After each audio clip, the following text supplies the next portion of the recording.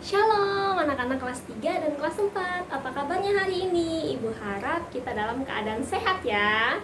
Nah anak-anak, sekarang kita mau mengambil waktu sejenak untuk berdevosi bersama-sama walaupun di tempat kita masing-masing. Anak-anak, sebelum kita memulai devosi kita, di sini ibu mau ajak anak-anak sekalian untuk mengangkat satu buah pujian yang berjudul Bapa-Ku Datang Padamu. Ya, jadi nanti anak-anak bisa mengikuti melodi atau irama yang sudah ibu sediakan. Pada hitungan ketiga, kita akan menyanyi bersama-sama di tempat kita masing-masing. 1, 2, 3.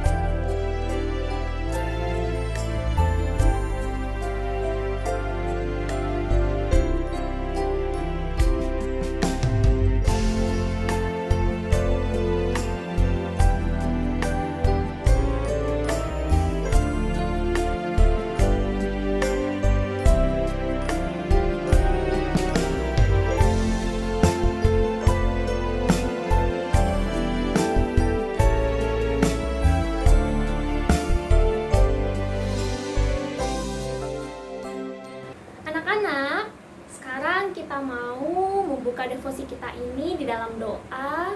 Ibu minta semuanya dengan sikap hati yang tenang. Ya, sekarang kita mau berdoa di tempat kita masing-masing. Ibu yang akan pimpin dalam doa, kamu dapat mengikutinya di tempat kamu masing-masing. Baik, ambil sikap doanya.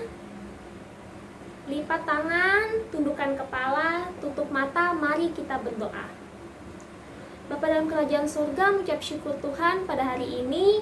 Kami anak-anakmu kelas 3 dan kelas 4 pada hari ini bersama-sama Tuhan di tempat kami masing-masing untuk berdevosi. Tuhan, kiranya Engkau yang sertai devosi ini dari awal hingga berakhirnya. Bapa, kiranya juga setiap puji-pujian, setiap renungan devosi yang kami dengarkan ini Bapa, dapat kami maknai dan dapat kami taati di dalam kehidupan kami hari lepas hari. Kiranya Engkau berikan kami juga respon hati, sikap yang tenang untuk mendengarkan firman Tuhan. Terima kasih Bapa, di dalam anak-Mu Yesus Kristus kami berdoa dan mengucap syukur padamu. Haleluya, amin. Anak-anak, sama seperti devosi sebelumnya, hari ini devosi kita terambil dari Bilangan pasal 32 ayat yang pertama hingga ayat yang ke-27. Anak-anak di sini dapat membaca firman Tuhan tersebut di tempat masing-masing. Jadi anak-anak bisa pause terlebih dahulu video ini. Anak-anak, hari ini renungan devosi kita terambil dari pembacaan Alkitab yang sudah kita baca tadi. Di sini diberikan topik kasih karunia Allah. Jadi anak-anak nanti perhatikan baik-baik. Di sini seperti yang kita tahu bahwa di dalam kitab ini ada beberapa tokoh. Ya, yang pertama itu ada Musa, ada Imam Eleazar, kemudian juga ada Yosua, dan juga ada Bani Ruben dan Bani Gad. Jadi nanti anak-anak perhatikan baik-baik. Di sini mereka sudah sampai di suatu tempat di mana tempat ini sangat bagus sekali dan cocok untuk memelihara hewan ternak, sehingga mereka bisa hidup di sini. Nah, tetapi tempat ini masih belum sampai ke tanah perjanjian yang sudah Allah perintahkan kepada Musa, Yosua, dan umat Israel untuk nanti mereka tempati. Jadi tempat ini belum masuk ke tanah Kanaan, tapi di seberang Sungai Yordan, kita dapat melihat di sini Bani Ruben dan Bani Gad mulai tergiur, anak-anak ya. Nah, mereka berkata kepada Musa, Atarot Dibon, Yazer, Nimrah, Hesbon, Eleale, Sebam, Nebo, dan Beom, negeri yang baik untuk peternakan. Jika kami mendapat kasih-Mu, biarlah negeri ini diberikan kepada hamba-hamba-Mu ini. Janganlah kami harus pindah ke seberang Sungai Yordan. Kita bisa lihat anak-anak, itu yang dikatakan oleh Bani Gad dan Bani Ruben. Kemudian di sini Musa pun menjawab ya, atas hikmat yang diberikan oleh Allah kepada Musa. Masakan saudara-saudaramu ini berperang dan kamu tinggal di sini?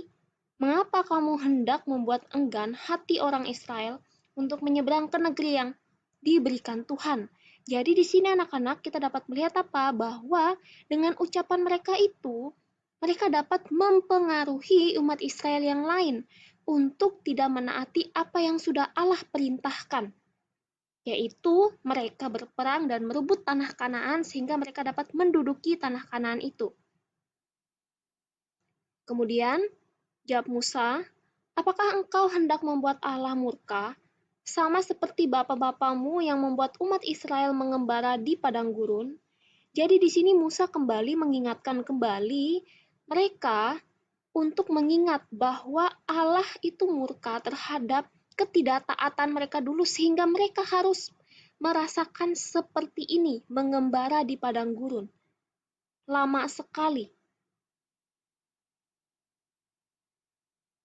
Nah, kemudian anak-anak, di sini kita dapat melihat ya Musa dengan hikmat Allah, ya Allah memberikan hikmat kepada Musa, ya berkata juga kepada Musa bahwa Musa nanti akan diminta untuk membuat suatu kesepakatan dengan Bani Gad dan Bani Ruben.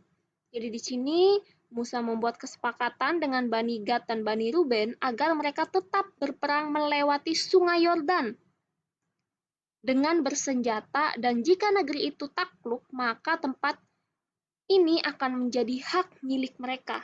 Sehingga tempat yang dikatakan oleh mereka tadi, ya waktu mereka berbicara kepada Musa di awal tadi, itu akan menjadi tempat mereka, tetapi mereka harus berperang bersama-sama dengan umat Israel yang lain.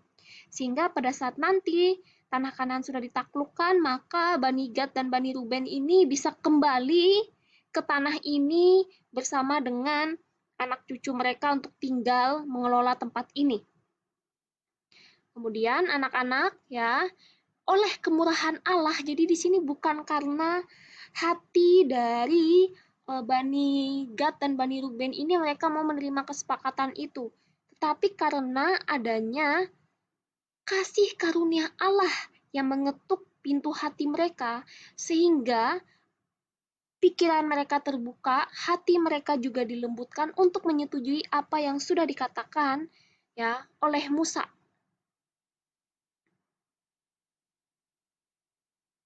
Nah, di sini anak-anak dapat kita lihat ada beberapa refleksi, ada dua refleksi yang dapat kita ambil di sini. Yang pertama itu adalah situasi yang menguntungkan dapat melemahkan iman manusia. Apalagi seperti yang kita lihat tadi, umat Israel itu sudah lama mengembara. Ketika mereka menemui suatu tempat yang nyaman, yang menguntungkan bagi kehidupan mereka, maka iman mereka itu menjadi surut. Sehingga nanti ujung-ujungnya mereka tidak dapat memenuhi apa yang sudah Allah perintahkan kepada mereka. Sehingga manusia yang berdosa ini perlu meminta penyertaan Allah. Jadi anak-anak, dalam situasi yang sulit, dalam situasi yang senang pun, kita itu perlu meminta hikmat Allah. Kita perlu meminta penyertaan Allah. Agar apa? Agar kita tetap di dalam Allah. Kemudian yang kedua, oleh kemurahan dan kasih karunia Allah, kekerasan hati manusia dilembutkan untuk kembali melihat Allah. Jika bukan karena Allah ya yang membuka pikiran Bani Gad dan Bani Ruben tadi, maka bisa saja mereka menolak kesepakatan yang diberikan oleh Musa tadi. Tetapi karena kasih karunia Allah, maka pikiran dan hati mereka itu dibukakan. Kembali lagi anak-anak, seperti itu juga kita manusia. Ya, kadangkala kekerasan hati dan pikiran kita yang tidak terpaut terhadap Allah, tidak tertuju kepada Allah, itu dapat menjatuhkan kita. Sehingga kita tidak lagi melihat Allah, kita tidak lagi memandang Allah. Nah, tetapi di sini ketika kita menjadi anak Allah, ketika kita menjadi orang pilihan Allah, maka ya ada suatu saat nanti di mana hati kita yang keras, pemikiran kita yang tidak terbuka itu terbuka oleh karena kasih karunia Allah itu sendiri. Bukan karena kekuatan kita, bukan karena power kita sebagai manusia yang punya akal dan pikiran, yang punya hati sehingga kita bisa melembutkan hati kita, tidak. Itu semua karena ada Roh Kudus, karena Allah itu sendiri. Jadi anak-anak, ada dua hal yang perlu kita refleksikan. Kiranya hal ini dapat membimbing kita untuk semakin sadar bahwa kita itu manusia berdosa yang memerlukan penyertaan Allah senantiasa sampai kepada kesudahan nantinya. Anak-anak, jadi sekarang kita sudah selesai mendengarkan ya renungan devosi. Sekarang kita mau menutup devosi kita ini di dalam doa. Di sini Ibu mau mengajak anak-anak sekalian untuk berdoa bersama-sama terhadap pokok doa yang akan kita doakan. Yang pertama, kita akan mendoakan bangsa dan negara kita. Ya, jadi kita minta pemerintah ya setempat untuk bisa menangani kondisi kita saat ini, di mana kita sekarang ini sedang menghadapi pandemi COVID-19. Ya, kiranya pemerintah kita diberikan hikmat dan kebijaksanaan untuk mengeluarkan setiap keputusan yang akan diambil. Anak-anak, yang kedua yaitu kita akan berdoa bagi para tenaga medis ya sebagai garda terdepan kita, dan juga orang-orang sakit di rumah sakit, baik yang sakit apapun itu ataupun yang terkena virus corona. Nah, kemudian yang ketiga, kita mau mendoakan orang-orang yang terkena dampak COVID. Banyak sekali anak-anak di sini orang yang kehilangan pekerjaan ya akibat pandemi ini, kiranya selalu dikuatkan dan dihiburkan. Kemudian yang keempat, kita mau berdoa untuk kesehatan anak-anak sekalian dan juga untuk kesehatan papa mama, keluarga kita dimanapun mereka berada, dan juga bapak ibu guru. Kemudian yang kelima, kita mau berdoa untuk kegiatan kita pada hari ini. Anak-anak di tempat masing-masing ambil sikap doa. Ya, mari kita bersatu di dalam doa. Mari kita berdoa. Bapa dalam kerajaan surga, mengucap syukur Tuhan pada hari ini. Anak-anak kelas 3 sudah mendengarkan renungan devosi. Kiranya Bapa setiap apapun ya yang mereka dengarkan, baik itu anak kelas 3 dan kelas 4, kiranya Bapa setiap hal yang boleh mereka dengarkan dapat mereka taati di dalam kehidupan sebagai anak-anak-Mu Tuhan. Bapa, di sini kami juga berdoa untuk beberapa pokok doa yang akan kami doakan. Yang pertama Tuhan, kami mau berdoa untuk bangsa dan negara kami Tuhan.